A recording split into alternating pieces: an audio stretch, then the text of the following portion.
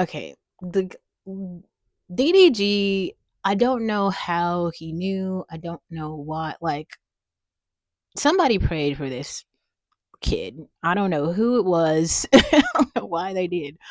But like some God blessed him in because I mean the black men were about to go fucking extinct, and then DDG came, and I don't know. I couldn't understand when I saw it. It was the strangest thing. He was like an alien tard.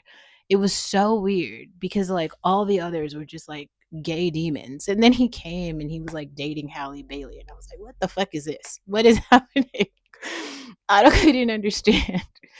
It was so strange to watch. Maybe you had to like be there because it was like when you see what all of the others were doing, it was like Chris Brown running laps with like the dimes in every city. I mean, he's trotting around with Helen. I'm sitting here like, fuck Chris Brown. Like, the whole thing. It was just, then he did the Africa tour with the sensational video and the partnering with WizKid. Then he had all the like African girls in the video. I'm like, this is, but here's the thing. And I think I talked about this, but if I didn't, so Chris Brown has actually been just dunking on all the men, just like really all of them. Like he's like extended his fuckboyness beyond like race and class and pedigree. Just fucking, he's dunking on everybody. He's got like six girlfriends. He like literally has fan bases that are international, multiracial, multicultural, multilinguistic, and even as he's been like anti-black, there's so many black women who still like him, and for the fucking life of me, like I can't understand. Like I don't get it. Like he can't lose. But while he's winning, it's like the other men are getting nothing. Like women are paying thousands of dollars to take Chris Brown photographs, and then they like leave their boyfriends to go to a Chris Brown concert. $1,000, and the other men are getting nothing. Like I don't even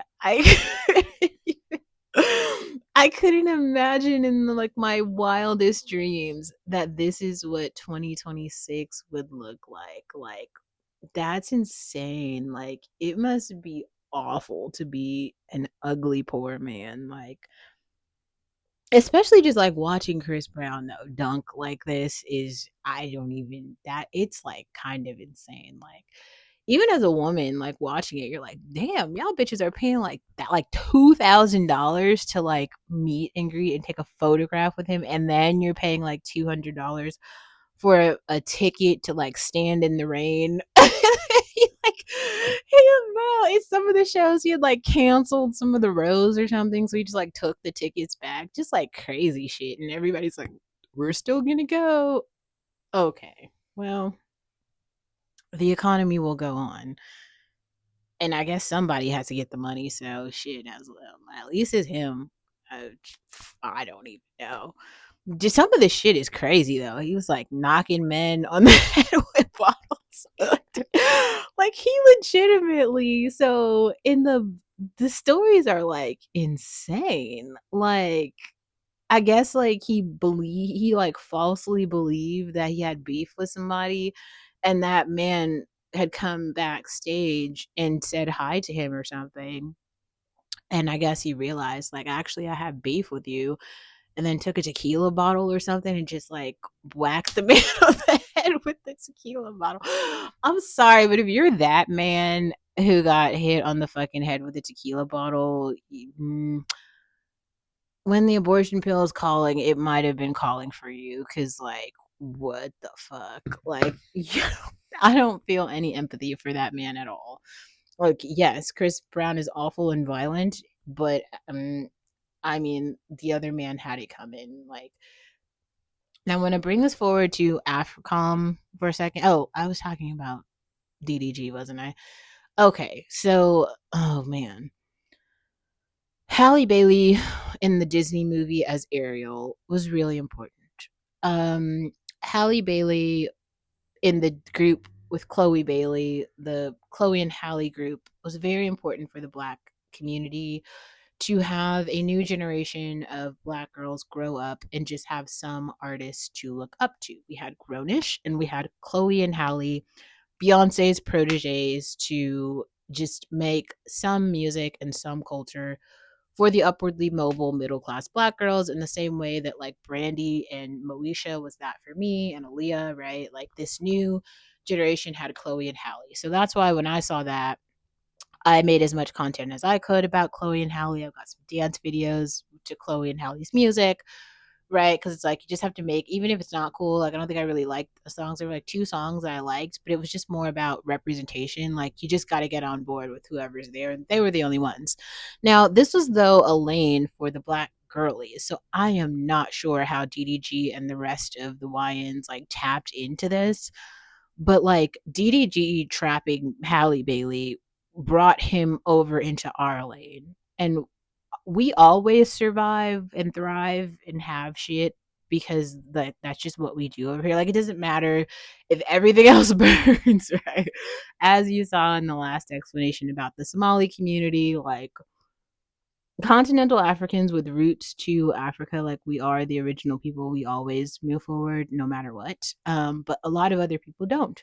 And so like the phenomenon of Glorilla, or like some kind of fucking way they made it, because like they certainly weren't supposed to, but here she is, right? Anyway, so DDG tapping into that lane, like just genetically brought him over to the winning team. I don't know how it happened. He just got fucking kissed by an angel. Like I don't know, I can't for the life of me understand. But maybe if you really look at the competition, there was none. Like who else was Halle gonna date? There's like no, she can't be a part of like the Chris Brown clan, even though Chloe did a song with him. Like what the fuck? There's like legitimately nobody else. Um, but it was weird because then what it did is it did something for representation for Black couples. Now we have the show Forever, which I've heard the Black men talk about. Oh, this is great representation, blah, blah, blah, blah, blah. Right? Here's the deal. Like, yes, I understand you need to like see yourself in media, but also you have to live in the real world. And there are always people out in the real world. Like the real world is what it is. Social class is what it is. If you grow up in a low social economic standing, which is the case for most Black youth, you just need to leave that environment to go and grow and be a part of society. If you remain around the other people in the gutter, you're going to stay in the gutter. So here's what you do: leave. That's it. You just take the bus, leave, and you just go figure out life for yourself. Like life will teach you lessons that like you go outside and like try to be law abiding. Life will teach you lessons. All the lessons that you need to learn about life, you're going to learn them along the way. That's how it works. Like you're not going to learn them by like watching on YouTube trying to philosophize by through other people's experiences, or if you try to do like shady shit and scam and cheat, it will always come back to you, and you'll learn then too. Either way, every choice that you make, there is a consequence and an adverse reaction, an equal and opposite reaction to every single action. Whatever you do a bunch of good stuff in the world, a bunch of good stuff will come back. You do a bunch of evil in the world, a bunch of evil will come back to you. Maybe not today, but it's on the way. Not the point. So we kind of covered DDG and his like burst of luck. I mean, he really changed a lot for so many Black youth, and I don't know if I'm happy for that, because we were on this like really nice path of just like there were like so many YNs who'd be gone so quickly, and I just kind of feel like it would have done a lot of good for society. Sorry. But yeah. Anyway, so whatever. DDG survived. Blah. Um, and then Blueface. Okay, so I saw a girl make a video, and it was like talking about how Blueface is no longer attracted to Krishan. Okay. How do we say this? Blueface is supposedly a straight male. I don't know. He's giving bisexual to me, but I don't know. He's also been incarcerated, so I don't know. Um, anyway, he's come out of jail, and I guess he's been doing some interviews talking about how he's like no longer attracted to Krishan. Now, the girl who made this video, and I'll put the link in the description box to the video, starts explaining how like Krishan is like she confines in the beauty standard or something. Like she beats the beauty standard. Oh god, this is where we have to start breaking some things down.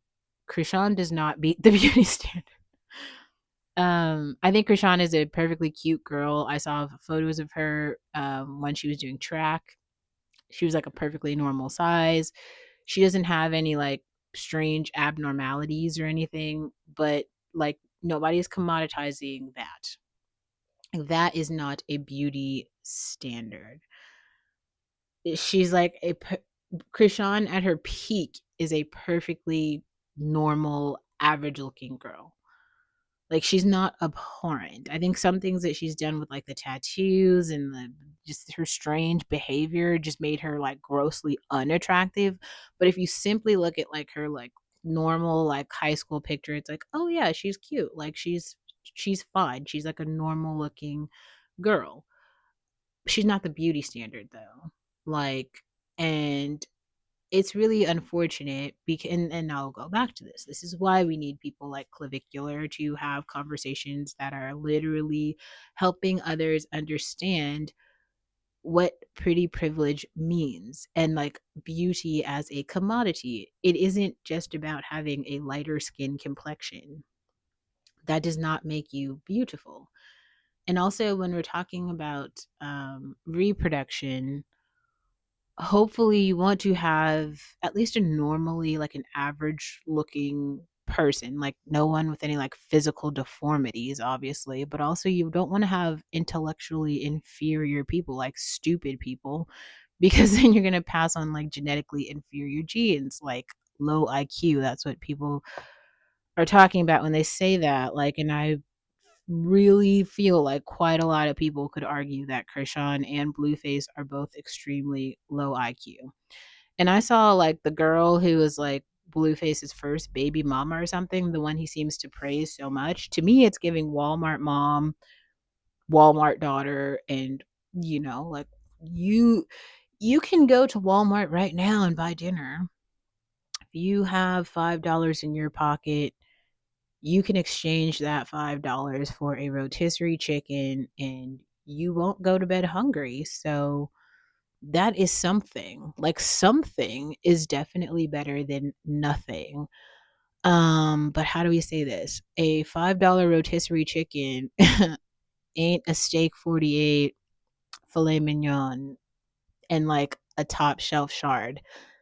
That ain't the same thing. Okay. So when everybody says dinner, we're not all saying the same thing, honey. Okay. Like a $10,000 dinner is not the same as a $200 dinner, is not the same as a $5 dinner. We got to be really specific with what we're saying. Like when we're describing, we can talk about a beauty standard for a non white woman and kind of start to unpack maybe like a Jasmine Dukes, a Yasmin Wajakovitz, I'm trying to think of someone else who's like top of mind, who's like extremely pretty. Amika, a lot of people seem to like her right now. She's like the influencer with the really curly hair and the basketball player boyfriend. She's like in the Netherlands and in Dubai. Her um but it isn't Krishan. And I think a lot of that might make a lot of people in the black community really upset because they've invested so heavily in colorism. Like colorism and texturism are like the primary um talking points, I suppose, for whatever the beauty standard in their eyes means. And unfortunately, we all have TikTok and Instagram now, so we can see people from all around the world and how they look and where they're from. And people are starting to understand that, like, most women on planet Earth are brown skin, right? But they're all from different places. So they all have different textures of hair, different face shapes, different everything. There's different shades of brown, right? That's why you have to have like the 100 color crayon box. But I've already talked about that. I talked about the brown skin crayons in another video. So if you haven't seen that, maybe go watch that to help you kind of understand. Um, but yeah, Krishan is not the beauty standard, and Glorilla might be like the unattractive standard. But another really important point to that, and I think it would have done so much in terms of how do we say, like, racial confidence for Glorilla to keep the look that she was genetically born with, so that others who look like her would be able to understand their life chances really based on what she gets, which she was not going to get much. Like whatever she got from is it the rapper who invested in her? I can't remember whatever his name is. They made something. I'm not going to sit here and deny the thing that they made. I'm just saying that in terms of like global beauty standards, it that's nobody, not many people find that beautiful. And for women, the currency is beauty. So that's just how that goes. And you can not like it and you can feel away and you can be sad or what the fuck ever, but it doesn't really change much about the fact there. So that's kind of what I wanted to say on that topic with Blueface specifically. And I wonder if anyone else has like thoughts about DDG and like DD. I don't know. It was just, to me, it was like a social trend, like a a moment in in culture and society that so many people underlooked, and the social significance of that in terms of Black youth, that changed a lot. That changed a lot. Ugh.